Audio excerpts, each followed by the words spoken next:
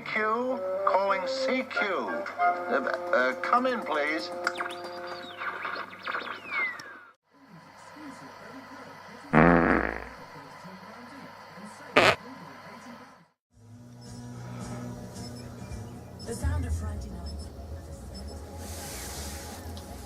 Hello all, thumbs up. I haven't made any YouTube videos lately. I'm chilling out at the moment. I've been to the shops with the missus. I've got loads to do in here. Loads of DVDs to place on a shelf at the right of me. I'll tell you more about that in a bit. Just an update video really. Going to do a review on this radio here. The old Uniden 300 Homebase. I looked through my videos and checked. I have got a Unibase 300. This is a Uniden 300, but I've got another one of these that I did have in the past, which was a Unibase 300, which I guess is exactly the same, but the bottom piece where volume, squelch, RF gain and mic gain, and this piece here was like a bluey, I don't know, like a bluey greeny, well, a dark bluey greeny colour. The back set of it was. This one's all black. I thought I'd do a bit of an update video. I'll do a review on that. I bought a couple of old, well, I was going to say new bits of hi-fi, but really speaking, they're not new. They're quite old. Old? They're quite old, 30 years old. So as I say, I'm playing the game here, so I can't really concentrate to talk and do both. I don't know if any of you guys play on PlayStations or Xboxes. I used to do it, and my excuse was because I ride big powerful motorbikes that it's hand-to-eye coordination and quick reactions. There's a difference between being alive and dying if you ride a bit fast. That I don't do at the moment because I haven't got a motorbike. I did sell it, so I don't know, four months ago now I got rid of it. Till I get full-time employment after my heart attack, I'm not going to go on about that. I've got stuff what costs thousands of pounds just sat there, and I wasn't really using it a great deal. And the weather, I'll come on to the weather now. Hopefully you can't hear any music in the background because I'll get flagged by YouTube for that. Started snowing last year in November, or we've had snow here where I live from November, and we're now at the end of March. I think it's, hang on, I've got to shoot someone. Oh, I missed him. Yeah, it's the end of, it's the 30th of March I believe today. Is it Saturday or Sunday? I'm not sure. I think it's Saturday the 30th today. And 2 days ago we had very bad hailstones for a good half an hour. All day yesterday from midday till the early hours of this morning. Strong rain, not just rain, but very, very strong, heavy rain. And today it's been raining and it's stopped now. So I was going to have a play around in the garden and put an antenna on a 15-foot pole and see how bad my, because we've also had weird things happen with static. Yesterday it was that bad, the static. I've never known it be on a 9 before, an S9, ever. It was nothing to do with the school next door or anywhere I normally get my static from. It's obviously to do with the weather. And John, a fellow I talked to late at night for an hour, well, I say late at night, 8 till about 10:30 most nights.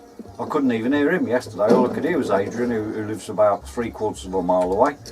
So I ain't doing very well at this talking and playing this game, that's for sure. I don't think I've even shot anybody yet. I've been killed twice and I haven't shot anybody, but it's because I'm concentrating to talk. So I do get, yes, less ravelling on my conversation. Basically what I'm trying to say in a nutshell about the weather is we've had 5 months of it so far, and it's well, if you're, I'm not a keen gardener, but obviously the grass has to be cut and bushes trimmed and all that sort of stuff. I'm not on about the wife there, by the way. Yeah, the bushes need trimming, blah blah blah. You can't do anything, or you don't want to do anything. It puts a bleak day on your day, doesn't it, when you don't see the sun out and it's just rain and dark skies, hail. Come on, give us some good weather for a change. That's my little rant over. I will show my hi-fi after I've done the review on this this Homebase radio. Adrian has also told me that He bought a large job lot of radios from a Silent Key. For anybody who doesn't know that one, somebody who sadly passed away and no longer with us, he bought a massive hoard of radios. I think there was about 90 that he's gradually selling. A few HF sets and lots of CB radios, mics and various bits and bobs. So he says if I ever want to borrow any to review, give him a shout. So I will be reviewing some radios that I've not done before, and I'll try and do a more in-depth proper review so they're more interesting. Enough about me rattling on, I'm going to be quiet now. I might even put some of my gameplay so you can see how bad I am. And then we'll get on to the review on this this Homebase, this Uniden. So thanks for sticking with me so far. Uniden. Hopefully the boredom hasn't crept in. Uniden 300. As I say, well, I did have a Uniden Uni-Ace 300, and the bottom part where the control knobs are for the volume, the background here was like a greeny, dark bluey greeny colour on the Uni-Ace 300. I don't know if that's the only difference between the two radios, but I'm going to attempt now with my tape measure if I can do it. It's quite a large old Homebase for what it is, considering it's only 40 channels. I'm having trouble here with this blooming tape measure, so I thought I'd get the tape measure out, show you the oh, look at that, 13.5 inches wide by, get the old tape measure back in there, what is it, get there you little rascal, nearly 11.5 inches, so 13.5 by 11.5. It's quite a big radio when you compare it to the Acer, which looks small in comparison. We're getting technical and scientific on this, haven't we? Hey, I've had my tape measure out before. 9 inches wide by 9 inches. Blimey, it's a little square pack, that one. Back to this. Sorry about the shaky camera. Got nowhere to mount my G-clamp or my tripod in here really, but there you go. So here's the radio. Nobody's on at the moment, so I can't really impress you with somebody talking on the thing, because it's getting pretty dead where I live. I worked out the other day, 80% of everybody that comes on where I live are all amateurs, and they come on here when the amateur bands are dead, which they are quite a lot apparently. And it's that time of the year when we're not that high in the 11-year cycle at the moment. Today's Sunday, I think it's the 1st. I haven't got my watch on, I haven't got my phone with me, I've got no way of checking, but I believe today is the 1st of Sunday the 1st of April 2018. And just to make a change, guess what? It's raining. It's raining outside yet again. But there's the radio. Now in the day, probably 30 odd years of age, around about 2781, it's probably got the legal stamp somewhere on it, has it? Yeah, where's the legal stamp on the thing then? Oh, that's confused me. Oh, there it is. It's next to that. Look at that. Look, can't see through his own glasses. So yeah, it's a few years old. It's in very good condition. It's got one of these rubber slip mats on it because there's no scratches on it. It's fairly good. Does the 4 watts. Anybody who's seen one of these before know what it's all about. But there's not many radios. There is radios with a round circular signal meter there. Considered in its day to be very good on channel rejection. This particular radio is a little bit bassy, I've been told, with a standard microphone. It's got the original mic as well, when I find it, amongst all my wires and mess. Good condition Uniden microphone, the original. It's not too bad considering its age. In fact, it's very good. The last one of these I had, the Uniden Uni-Ace 300, which is somewhere on my channel. I didn't actually do a review, I don't believe. That didn't have the original microphone, and also somebody had fitted the mid block. This one's pop standard as it left the factory. It's just 40 channels. So for a 40 channel radio, it's quite big. Now one thing I like about these that I didn't like about any jumbo that I've ever had, I've had a few jumbos, Colt Excaliburs in my time, and I've had some nice ones as well, which are bang on frequency and work correctly, is the smell what comes from the power supply. And the mistake I made with the last one, which Dave Cubwolf did for me, he did a splendid job. The one I bought off eBay, it came from Scotland, didn't work when I got it. It came on, but it didn't actually do much. And he spent a couple of days, 2 or 3 days, whatever it was, replacing a lot of parts and retuning it and putting nice LED bulbs in and all sorts of things. He made it look, he did me proud with that radio, to be fair to him. I should have asked him, looking back now, to put an external power poles on the back, so I could connect the radio to an external power supply, because they're always, well, every one I've ever had smells like it's about to catch fire, those jumbos. I don't know if anybody else has experienced this, but these, I've had probably 7 or 8 of these in my life, these radios, over the years. Never had one what gives out a smell, not one. It doesn't buzz, it doesn't hum, nothing.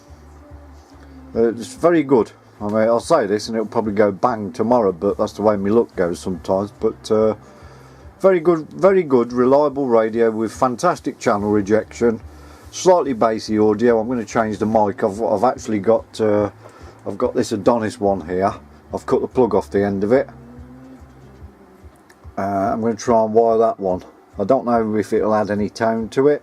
There is adjustments on the back, FM and SSB, which of course that radio hasn't got SSB, but you never know, it might. I don't know what impedance a standard mic is, I haven't looked into it, and what impedance this thing is, but that's my plan of action. Wire this up and see what it sounds like. But it's a very sensitive mic, that is, very sensitive.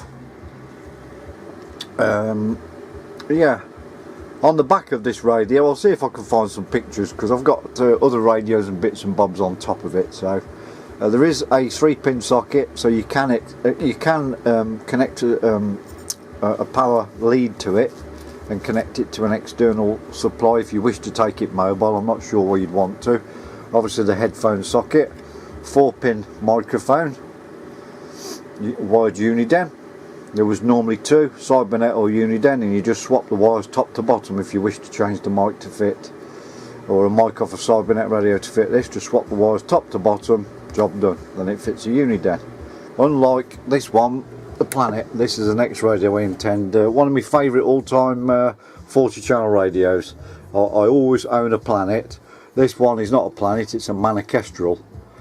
I'll do a review on this next. I've got a lot of good things to say about these radios. They're my all-time favourite 40 channel rig, and I've had nearly every one ever made in the past, but I don't know why I've always come back to these. Fantastic.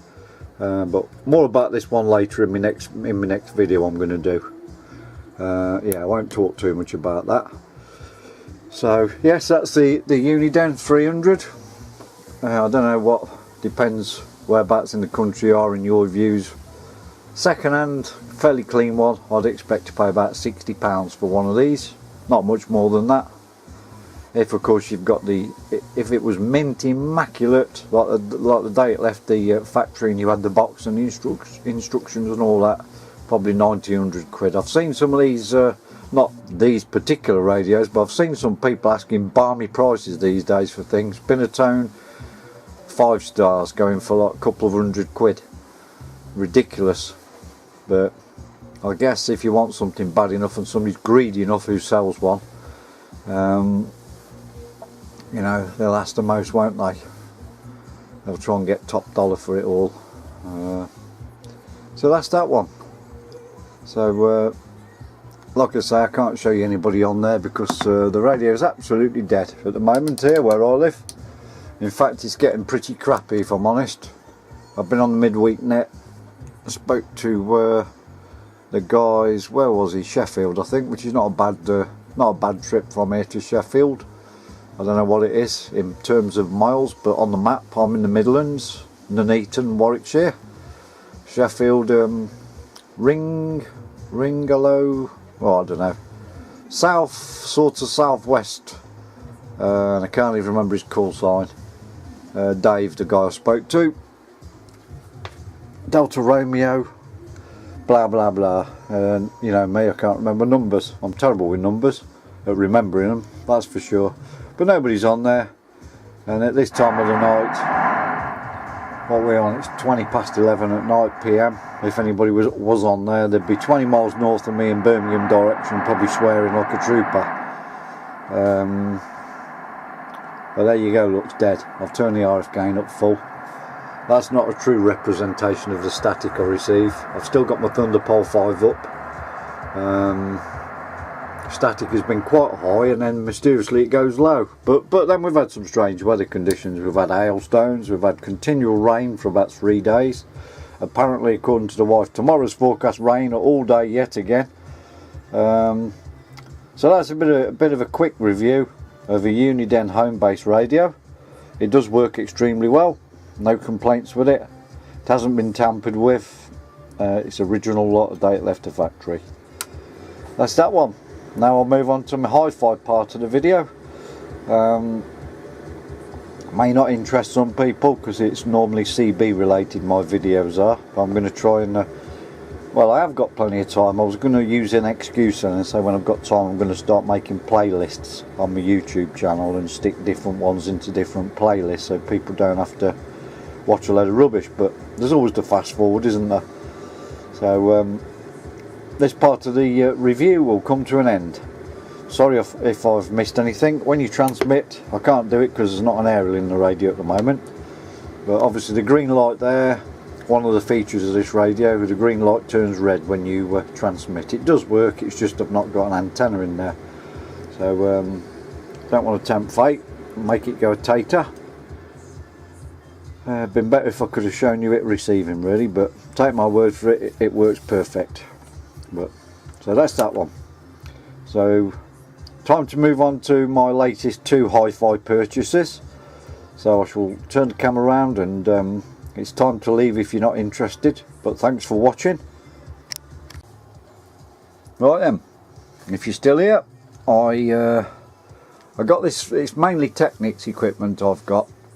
I'll try and keep my camera as steady as I can. Sorry about reflections, I've had to turn it down because I don't want to break the YouTube rules. I'm hoping that you can't actually hear this music I'm playing because I'll get flagged. Originally, I think I've showed you this hi-fi what I own before now. But basically, I wanted a mini disc player, and there wasn't enough inputs on this. Now I've since found out, since buying some equipment, that you can buy these little things you plug into the back of your phono connectors to sort of give you sort of extra, to allow you to plug extra things in, which I didn't realise at the time. So my plan A was to buy another amplifier. So I bought this Kenwood one. This one here. It's got quite a few, sorry about that, it's got quite a few inputs on the back. And I thought, oh, it's Kenwood, it's 20 watts per channel RMS more than the Technics. It works fine. It's a clean, neat, tight sound to it, but it can't compete with the Technics on the bass quality.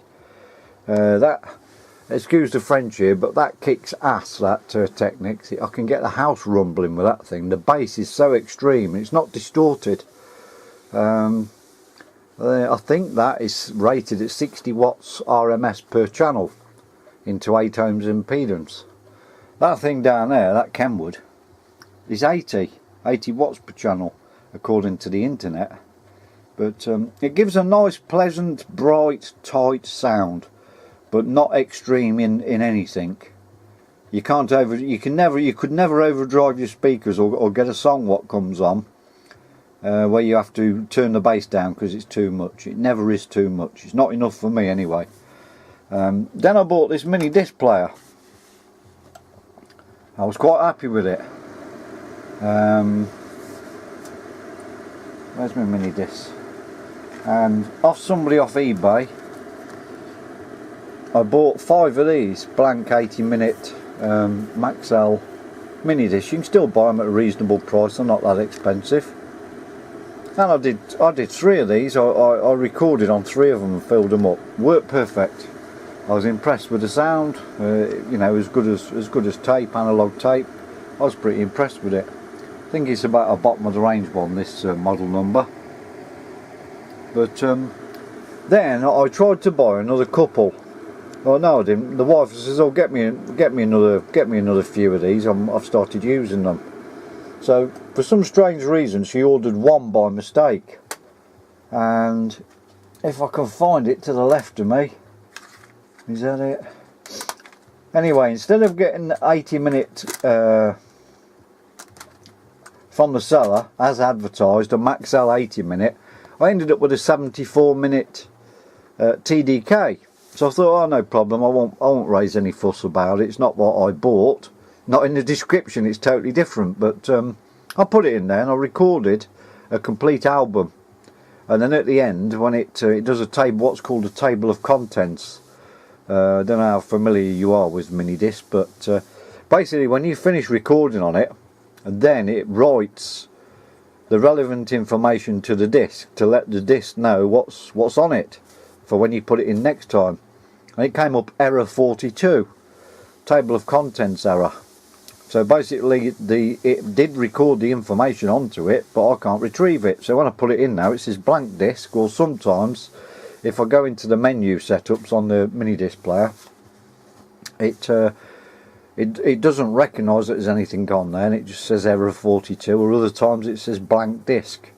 There is ways of bypassing it where you have to fool it with you have to have another mini disc player, I believe, or you have to unplug it. You put a mini disc into it. I've looked on YouTube, put a mini disc in, and then you do something and you unplug it from the mains. You don't actually turn it off on the front. You don't put it into standby. You actually unplug the mains and you take the disc out, put the disc back in whilst holding this button, and then you put another disc in, and it sort of borrows the table of contents off your other disc. But I haven't got any other 74-minute discs to swindle it, so I've only got 80-minute discs. So I'm a bit disappointed with that, if I'm honest. I recorded 3 discs and then it's gone a knacker. It'll play anything, but it won't record any. Well, it does record, but it just doesn't save the table of contents. So you could sit there recording 80 minutes, perfect, until you come to put it back in there. Well, when you actually take it out, that's it. It's you put it back in, it's blank as far as it's concerned, but it's not. So so that's that one. So because the other thing is to mention on this Kenwood receiver, it's not just an amp, it's a radio built in, it's a receiver. I don't think I said that at the beginning. It somehow is about 5mm wider than everything else I've got. All my Technic stuff is exactly the same width. That thing there, for some unknown reason, is about 5mm, right? But not only is it 5mm wider, it's probably 3 inches deeper than everything else, and it weighs an absolute ton. I don't know what it weighs, but it's blooming heavy. So the original little trolley I had all my hi-fi stuff on, it actually it got a chrome framework. The trolley had that all the hi-fi was on, sat in that location, and it wouldn't fit in there. So we had to get this framework, this plastic shelving framework thing, and use that to put all my hi-fi stuff in. So it was a right rigmarole, unplugging all the speakers and having to relocate everything and rewire everything. So it was a real pain in the backside. However, one bonus is this tape deck here. This one here, look, you can alter the meter range on it, and I'll press play, but I won't actually. Is there a tape in there? There is. Better turn it down, and I don't want to get flagged. You can alter the range. Don't know why you'd want to do that. I'm sure somebody's got an answer. But basically, only one deck ever worked. Now I can't remember. I've owned it for a while now, a couple of years. I can't remember how much it cost, who I bought it off. I think it came from eBay. I'm sure it did.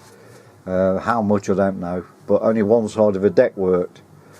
And I discussed it with a couple of friends that are into old retro hi-fi, retro, you know, vintage, whatever you want to call it, classic, vintage. The right tape deck here wouldn't do anything. They says, oh, it's probably the belts. The belt's gone a knacker. Fiddling about with it one night, What we got here? Nothing like the sun, the police. Oh, lovely.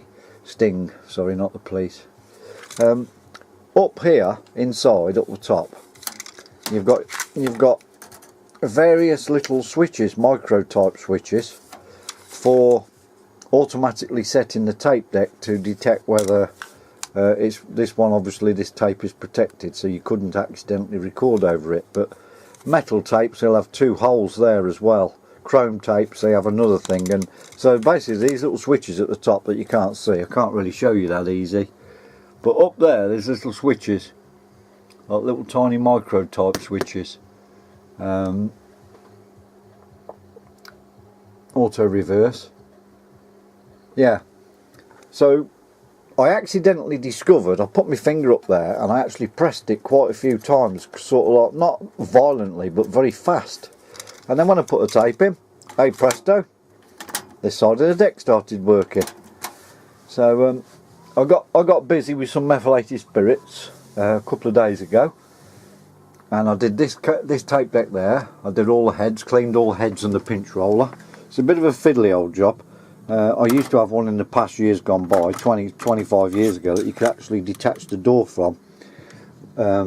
In there I cleaned the tapes, the capstan and the pinch roller with methylated spirits and cotton wool buds. So I must have used about 7 or 8 and got all the dust and fine hairs and particles, because these things are about 30 years old, I would guess. Clean that one. Works fine, works perfect. That one there, when I connected it all up to this Kenwood amplifier, I couldn't detect where the fault lay, because it was only, the sound was only coming out of one speaker. I knew it wasn't the speakers, and I double checked the connections, so it wasn't the way I'd wired it. So the amp was a bit, the receiver was a bit suspect then, because I'd only had it a couple of days. But he didn't do it with a mini disc player, so I thought, well, what's going on here? It turns out that for some reason the phono, the outside of the phono, you've got in and out, haven't you? You've got 2, right and left for each side, in and out. One of them's not putting any RF out or any audio.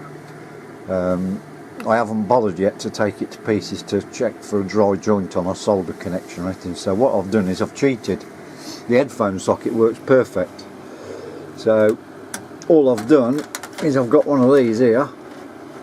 I've got a phono. I've got a phono plugged into the receiver, and what I do is I connect my iPad up to this sometimes. So that there, connect to the iPad, so I could listen to music directly off YouTube. I thought, well, I know what I could do here. I could plug that in, send that to the. Here we go. Look, this is what happens when you try and do everything with one hand while you're holding the camera. Yeah, so that's what I did. I connect it to the headphone socket. The output from that goes to the amplifier section, you know, the receiver, and job done. Plays perfect. There you go. Bit of a quick one. Don't want to get flagged by YouTube and have to take the video down or delete it, which is what happens if you're a bit naughty and you do copyright. So yes, so I'm happy with that. Like I said, I shall check the output. Worst case scenario is I'll have to use it like that, but it does work perfect. It does everything it should do, apart from the connections on the back. They're not broken. So that's it now. I've got 2 Technics turntables. What are I on about? Compact disc players. I'm using the bottom one, so I may clean the top one. It's not that dirty. It's got some fingerprints on there, no scratches, and I might sell that one at the top. Nothing wrong with it. Works perfect. Fitted these lights onto my shelving as well. This LED strip to light it all up a little bit. I used the one underneath. They've both got the MASH technology, whatever that's all about, multi-stage noise shaping. I ain't got a clue what that does. I should look into it, but I'm not interested. They've both got various slightly differing controls, but they both play a CD at the end of the day, don't they? They've both got headphone sockets, not that I used them, but so yes, I've got 2 of those. So the top one I think I will sell and put the money into buying something else. Maybe I'll sell this cassette deck as well when I've sussed out what's wrong with the other one. This one's perfect, it works perfect, it's never played up, never done anything wrong. I just prefer having the double one with auto reverse. So I'll sort that out and then sell the other one. That's a bit more money towards something else. That there, I'm not sure. I'm a bit disappointed, to be honest, with the mini disc player. Totally disappointed with it. Shall I buy another one? A more upmarket, higher spec version? Yeah, I don't know. I shall stick with my tapes because they've never let me down. I'm playing tapes now that I did when I was 19 years of age. I'm 53 now and they're still going strong. Nothing wrong with them. They haven't tangled up. They haven't been chewed up in any tape machine or nothing like that. They're still working fine, even after all this time. That thing there, in terms of your hi-fi gear, it's not obviously, you know, it's more modern, isn't it? You know, in the sense that it's, I'm disappointed with that thing, I must admit. But there you go. You win some, you lose some. I'll get to the bottom of it somehow. But there you go. So the Kenwood receiver there, I'm running on the little Denon Mission speakers. Or is it Mission Den? No, it's Denon Mission. Those bookshelf speakers. They're quite, what's the word to use? Yeah, they sound okay for the size of them. I mean, like I said, I've got my hand there before and said how big they are. Look, my hand nearly spans the speaker. I have got quite large hands. I'm not saying I've got the largest hands in Britain, but I've got tape measure somewhere, but it doesn't matter. And then the acoustic solution speakers there, the two ways. I have tried the Kenwood receiver through that. They sound okay, but like I said, nothing. They've got nothing on that Technics amp there. That new Class A amp. That really kicks ass. That thing. It's I'm impressed with it. I've had it 3 or 4 years now, and I'm really impressed. Now I use it every day, and I give it some wallop. It never goes above number 2.5. You wouldn't stand it. Your ears would probably explode after 2.5. And I can't demonstrate it for you because I'll be flagged on YouTube for copyright, you know, protection material. But yes, my next, as I said, my next video will be the Planet. I keep calling it a Planet 2000. They actually made 3 guises of that radio. The one I've got behind me is the Manikestrel. They made the Serpent and they made the Planet 2000. I have seen one with a silver meter, but most of the Planets have yellow meters. So that's my next video. I hope my intro hasn't offended too many of you. It was just done as a bit of fun, my sense of humour. I was on an uplifting moment when I started doing a new intro. I must do something what looks a bit more technical and a bit clever. But I'm also trying some new editing software as well. I'm not using my Sony Vegas that I normally use. I'm trying another one out. I haven't got to grips with it yet, but I can't make it sing and dance, as it were. But the first part of this video, I've lowered the frame rate, so instead of being 60 it's actually 30, and it's reduced the quality. It doesn't look quite so good. So hopefully the next video I do, it'll all be quite good quality. But thanks for watching. I'm still alive. I thought I'd best try and knock a video up because I haven't done. Somebody passed me a comment, Phil. Can't remember his surname, and it wouldn't be right to say anyway. But one of my subscribers sent me a message saying, "Oh, I haven't seen any videos from you lately, Shane." As I say, Adrian's got a lot of radios that he's selling at the moment. That he's, you know, trying to find new homes for. Various ones that I've never even seen or heard of in my life, to be fair. And they're not new ones either. They're quite old ones. So I may borrow a couple of old radios off him to review. Keep my channel going for anybody who's interested in, you know, seeing them. So till the next time, you all take care. Thanks for watching. Thumbs up, thumbs down, leave any comments, I'll try and answer, and you all take care till next time. Thanks for watching. Look after yourself, 73s. Bye for now. Hello all, just been tuning round the bands, and Sunday, I'm not sure what the date is actually today. Nevertheless, I've been tuning, well, having a listen around the band. It's pretty quiet on the UK Muppets today. At the moment, I've too late for the afternoon network round here, you know, the FM Muppet nets. So listening to this going contest on 14.2, which of course is 20 metres according to my chart. 14.150 to 14.225.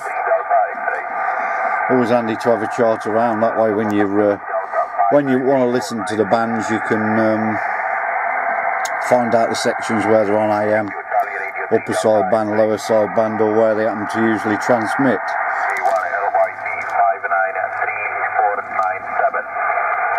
This guy's been at it for a while now, must have a sore throat. And this is on my Thunderpole 5 vertical 11 metre antenna,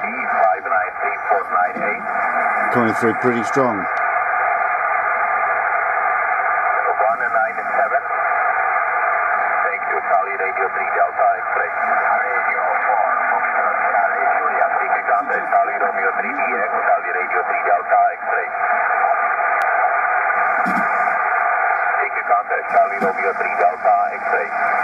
There you have it.